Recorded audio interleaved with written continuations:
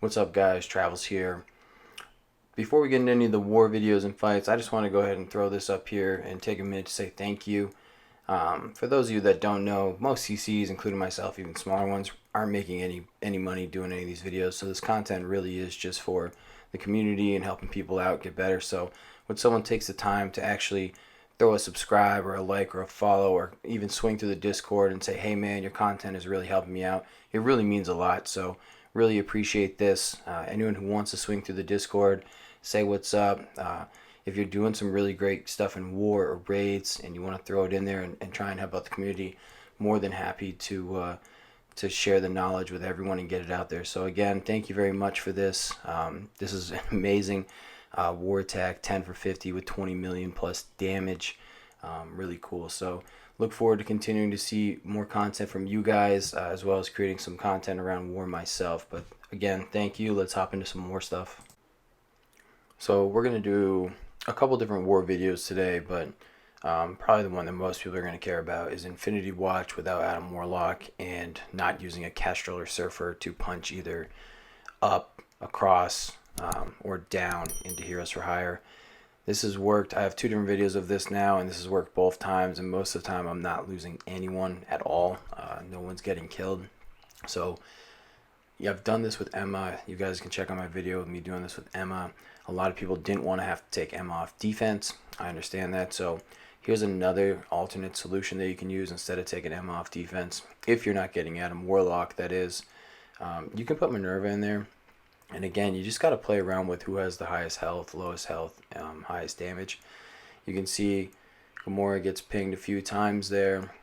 And the reason why I have Minerva in here is I assumed that my Moonddragon would die. You know, it's 113k Colleen Wing, so it's like, alright, Moondragon's definitely going to die. She's 3 yellow stars, G15, no red stars, you know, and everyone, you know, was thinking that she would get crushed at this level. So the point of Minerva is just to be able to have the res in there. You'll see going through the video, we use an alt, tops us all back off. Minerva's really not getting hit here in the beginning because Moondragon is the lowest. You may run into an issue here when you start to level up your Moondragon where your Minerva might be the lowest health, and that might make her completely useless. But at that point, if Moondragon's staying alive, you're fine anyways because you've got two different heals. Moondragon has a heal cleanse too on her special, and then she can remove all buffs on her alt. So as you can see, my Gamora's been stunned here for a minute, and she actually stays stunned for a long portion of this fight, which is kind of crazy. And we still walk through this with no one dying. You can see I've got 5 reds on Nebula, no reds, Moondragon. My Gamora is a 6 red now, not that that matters at this point. My Phyla is 7 red. I think in this video she's only got 5 reds on her and 5 yellow. She's a G14. Her stats are insane. Actually, last night I brought her up to 6 red, 6 yellow, and she is crazy stat monster, just like Moondragon. So you see here, this is where they get to pull all the buffs. You know, I think this is where they'll start pinging Minerva a little bit more. In a second here, you see Gamora's close to dying. I don't remember if she actually died in the beginning. I don't think she did. I think she just cleansed and healed up. Gamora's an L2 blue striker. Nebula is L5 skirmisher. I'm going to bring Gamora pretty soon here. I'm just waiting on a couple more.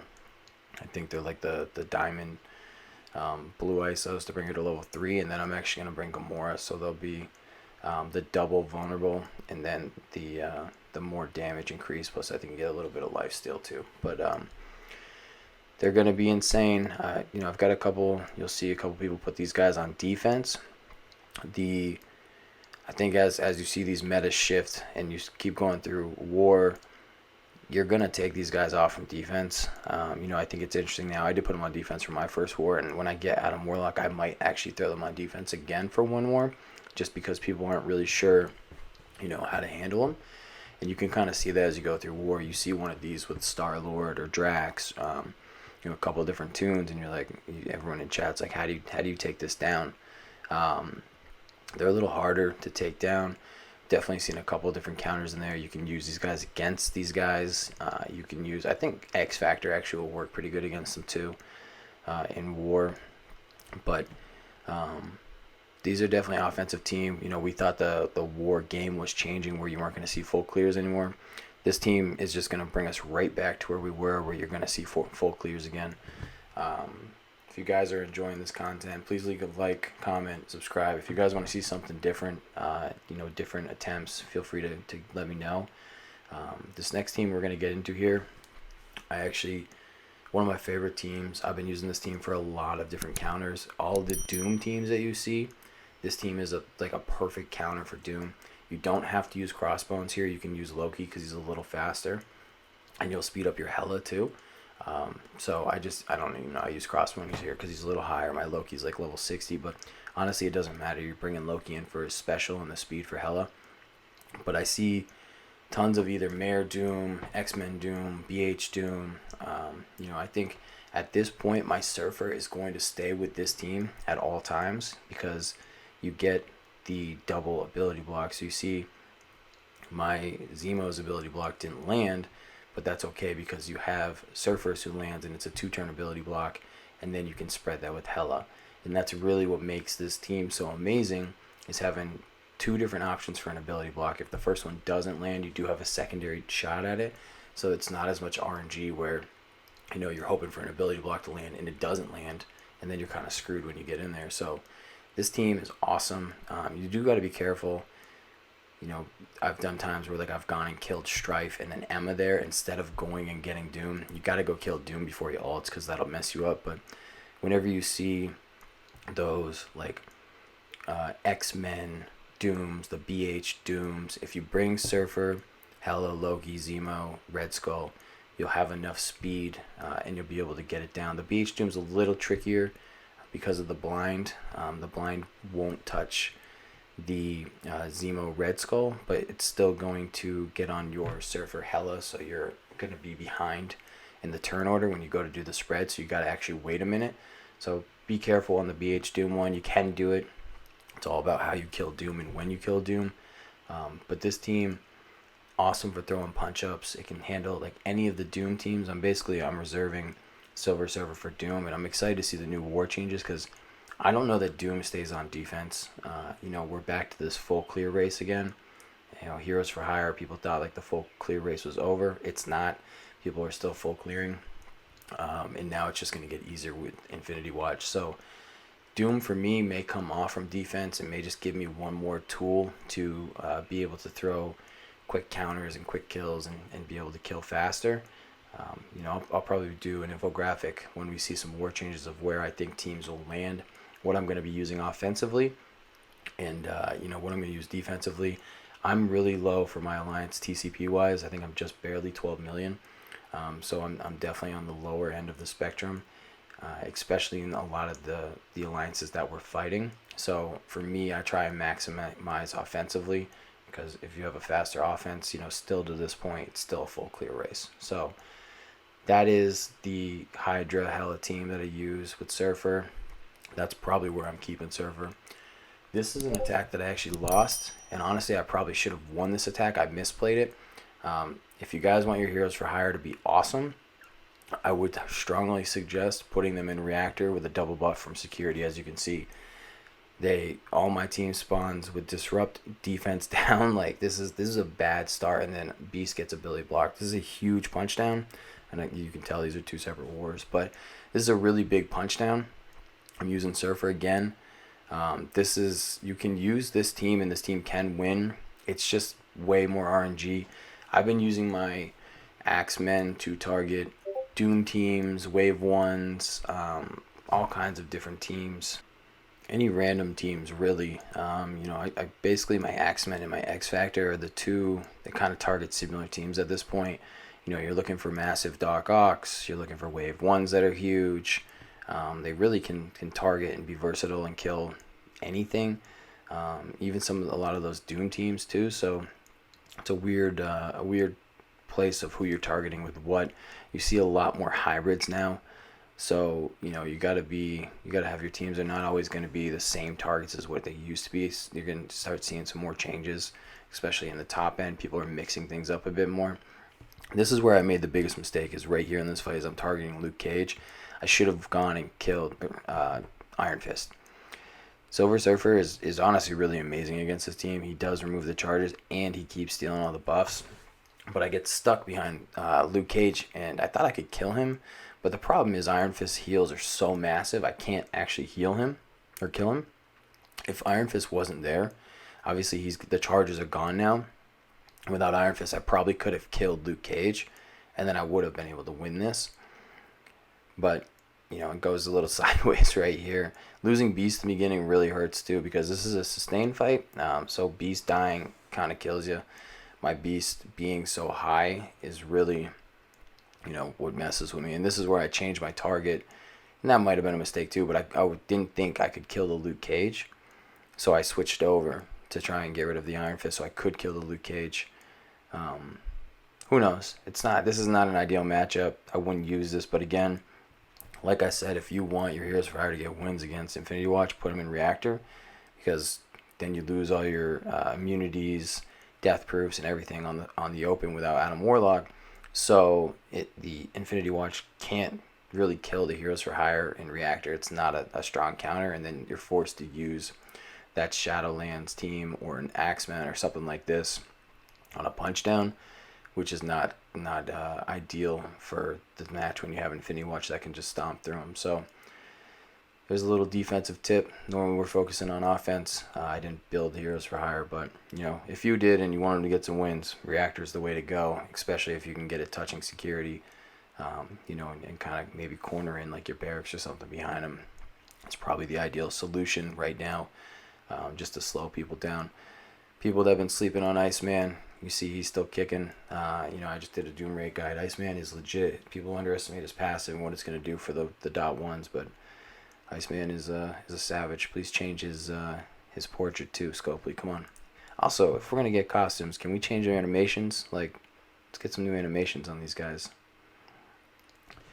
So I'm going here. I get really close. Fight is going obviously forever, and I'm actually at this point, I didn't think I was going to win, but I also wasn't sold that I was going to lose, because I was like, I can keep stealing all these buffs, and if I can get a little bit ahead in the rotation, I could potentially win this. If he didn't have a taunt there and I could have used that special on Misty, there's a chance that I could have actually won this fight. Go back over to Misty here. I want to and I can't, so again we use the special there. That's maybe if I kept basicking and stealing the buffs, there's a chance that I could have stayed alive here a little bit longer. If I could have got a death proof off. But again, I don't have anyone marking targets. That was the big piece of having Iceman in here, is he was marking the targets. So Surfer could throw his debuffs off, and then he could steal the buffs, which, obviously with the rest of the X-Men team going down, wasn't great. I'm going to throw a link in here for Half-Sen's video. Half-Sen just made a video. You could see, he has Mr. Free to Play tagged in there as his name, and Maddie, but he did a 710K Heroes for Hire, and I think it's a 10K punch up. But I'll link his video in here. It's a good video to watch. You can check and see. A lot of people are asking what they do at higher levels, so go check that out. It's a massive calling wing. For people, asking about the Infinity Watch and how to beat him, you can see right there, hey, Steve Dave using Infinity Watch against Infinity Watch. See the massive punch up. There's a big thing going on right now in War where they're glitching and not showing the actual powers. So some of the powers that I showed you earlier are much larger. A lot of people are seeing now symbiotes on defense. I don't know if I'm sold that they're on defense.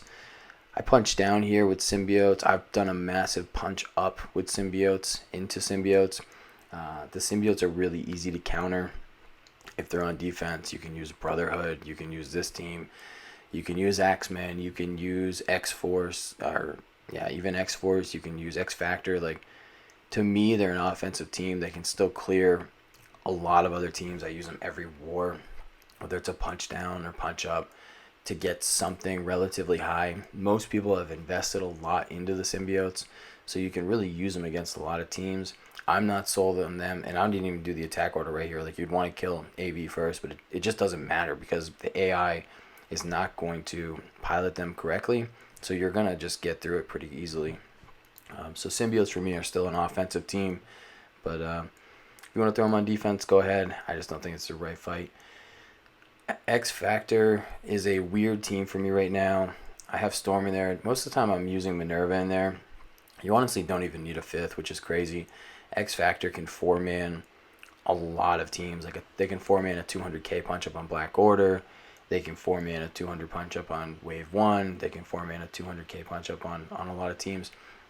X Factor and Axemen for me are in the same position. It's like a weird spot where I'm just looking for either massive Wave 1s, Black Orders, looking to find, some different hybrids, but they really kind of crush, a lot of like those mediocre teams. They don't do anything against Heroes for Hire, so they're kind of useless there. You can use them on a massive punch up on Mare. Mare gets crushed by everything now, so again, I target Wave 1s, Mares, look for massive teams. But X Factor for me is in a weird spot. They're not quite good enough to punch up on some of the best teams, but pretty much can take out everything else, which is nice. But fun little team. The last one we'll get into is just the first time I tried Minerva here. You can see Ghost is carrying a lot of the total power here, and you can see what my Infinity Watch looks like before I have Minerva in there. But again, this isn't that large. It's still a punch down. I'm fairly confident, and I was actually going to try this. I just didn't find the team for it. But I'm fairly confident you can actually 4-man punch across against Heroes for Hire. You could take just the Infinity Watch, no 5th member, and you can punch them straight across into Heroes for Hire and be successful. This team right here is super free-to-play friendly. If you've been playing the game for a while, Nebula and Gamora probably already 7-star for you. An event for Phyla, and then some other type of Blitz orb for Moonddragon, and then Minerva if you've been playing long enough Minerva. So you can basically build a free-to-play counter to the team that just cost everyone, tons of money to, these massive Heroes for Hire people dumped G15 on their 7 red Colleen wings, and all this gear, all the money to buy them, all the blitzing to get there, and now they're just going to get absolutely smoked by this new Infinity Watch team. So if you're free to play and you're looking for counters and easy ways to beat these teams, Infinity Watch is actually really free to play friendly. You can get them. You don't need Adam Warlock, which is nice. There's tons of other people that are subbing different people in there. You don't need to sub Kestrel. You don't need to sub Silver Surfer. You don't need to sub even Emma. Like, you can use Minerva, and that to me is crazy. I like Minerva with my X Factor. She's probably going to stay there. Emma's probably going to go back on defense for me, and I might even run, the Star-Lord variant of this, because honestly, it doesn't matter. My Infinity Watch is going to be a bit more built up, for my next war tomorrow, and I don't even think the 5th is going to be necessary for me anymore. Stay tuned, leave a like, subscribe. I will probably attempt a 4-man punch up tomorrow, and I'd love to get one in security, but we'll see what happens. Anyways, if you guys are enjoying the content, I really do appreciate likes, subscribes. Come into the Discord, hang out. There's a bunch of us in there hanging out. We'll talk war strategy, raids, whatever. Try and help the community grow and people not waste their money on specific teams and everything like that. So again, thanks for swinging by. Have a great day. Take care.